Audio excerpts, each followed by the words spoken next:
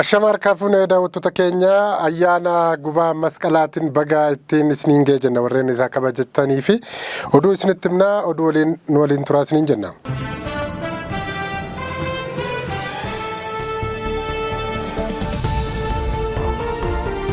Ayyaanni gubaa masqalaa har'a kabajameera.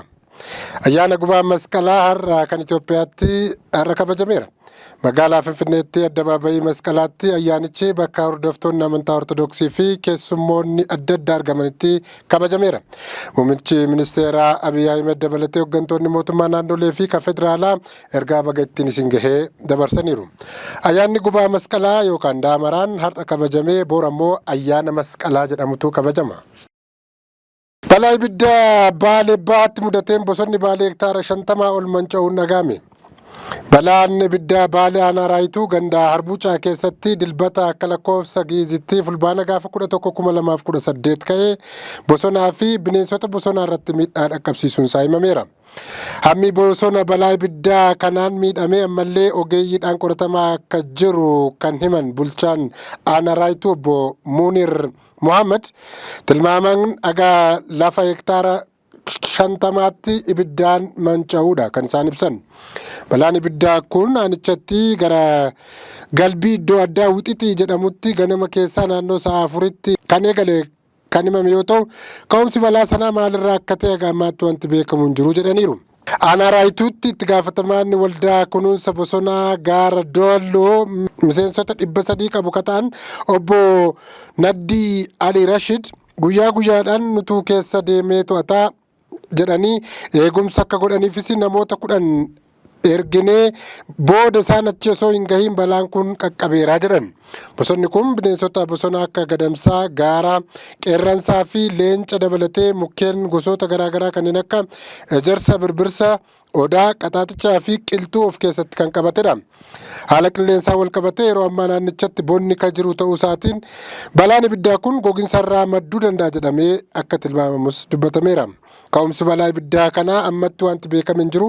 Wanti qabataman gama namaatiin haa ta'u gama biraatiin irra ga'ee jedhame wanti qulqulluun odeeffannoo argame hin jiru. Barataan qophii gahaa taasisuu dhabuu rakkoon nageenyaa fi hanqinni bu'uuraalee misoomaa qabxii barattootaa hir'isuu waldaan barsiisota Itoophiyaa beeksise. Qabxiin barattoota kutaa 12ffaa kan bara 2017 bakka lakkoofsa Giiziitti gad bu'uusaaf naannoleen rakkoo nagaa jirutti barnoonni gahaa kennamuu dhabuu, barattoonni qophii gahaa taasisuu dhabuu fi manneen barnootaa keessatti galteewwan barnootaaf barbaachisan guutamuu dhabuun qabxiin barattoota baranaa gad bu'uun akka sababaatti waldaan barsiisota Itoophiyaa ibseera. Pireezidaantiin waldaa barsiisota Itoophiyaa obbo Yohaannis Bantii barattoota bara 2017 qormaata kutaa 12 fudhatan keessaa dhibbeentaa 91 qabxii 6 qabxii qormaataa dhibbeentaa 50 gadi galmeessuun isaanii baay'ee yaaddessaa ta'uu kaasan. Waldichi bara barnootaa 2017 darbee sana manneen barnootaa barattoota qormaata kutaa 12ffaa fudhatan tokkollee hin dabarsinee fi barattoota muraasa qofa dabarsan irratti xiyyeeffachuun akka barbaachisu dabalataan eeraniiru. Waldaan barsiisota Itoophiyaa qabxii barattootaa ilaalchisuun biyyattiin karaa sirrii irra hin jirtu jechuun haala kana fooyyessuun akka barbaachisu kan dubbatan pireezidaantii waldaa barsiisotaa keessumaa manneen barnootaa uummataa fi mootummaan harkaa qabu keessatti qabxiin baay'ee gadi bu'aa waan ta'eef manneen barnootaa kana cimsuun seektara barnootaa kana keessatti walqixxummaa fiduun barbaachisaa ta'uu ifoomsaniiru. Obbo Yohaannis Bantii pireezidaantii waldaa barsiisota Itoophiyaa addatti manneen barnootaa qabxiin baay'ee gadaanan keessatti galmaa irratti xiyyeeffachuun barbaachisaadha jechuun dubbachuu isaanii ahaaduutu gabaase. Bara 2017tti barattoota 581,081 qormaata kutaa 12ffaa fudhatan keessaa kan qabxii dhibbeentaa 50 ol galmeessan barattoota 48,000 fi 929 ta'uu ministeerri barnootaa kan ifoomse yoo ta'u guutummaa biyyattiitti manneen barnootaa 1,249 ammoo qormaata kutaa 12ffaa qoran tokkollee akka hin dabarre ministeerichi gabaaseera.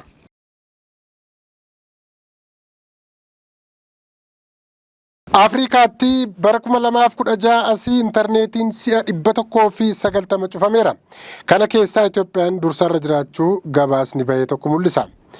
Akka Afrikaatti bara 2016 kaasee hanga bara 2024tti intarneetiin yeroo 190 cufamuu kan ifoomse qorannoo haaraan Itoophiyaan qofaa isheetti yeroo 30 cufuun akka ardichaatti sadarkaa jalqabaa ta'uu ishee eereera. Qorannoon kitaaba Internet Shutdowns in Africa, Technology, Rights and Power by the African Digital Rights Network and the Institute of Development Studies jedhamuun maxxanee akka ibsutti Afrikaa keessatti cufaatiin intarneetii dachaa oliin kan dabale ta'uu fi Itoophiyaan yeroo 30, Sudaan yeroo 21 akkasumas Aljeeriyaan yeroo 14 cufuun sadarkaa jalqabaa qabaachuu gabaaseera. Itoophiyaa keessatti intarneetiin yeroo dheeraaf kan cufame yeroo waraana Tigraay ta'uu kan eere gabaasichi. Kunis namoota kitilaan lakkaa'aman akka waliin qunnamnee fi tajaajiloonni bu'uuraa akka hin argamne taasiseera jedheera. Akka gabaasitti jedhutti cufamuun intarneetii kun sagalee mormitootaa ukkaamsuu, komii callisiisuu fi hirmaannaa hawaasni siyaasa keessatti qabu daangessuuf itti dhimma ba'amaa jira jechuun qorattoonni akeekkachiisaniiru.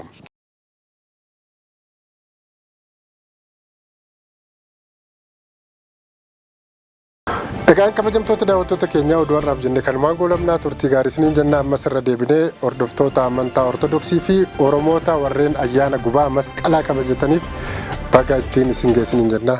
Ayyaanni kun ayyaana gaarii isiniif haa ta'u jenna.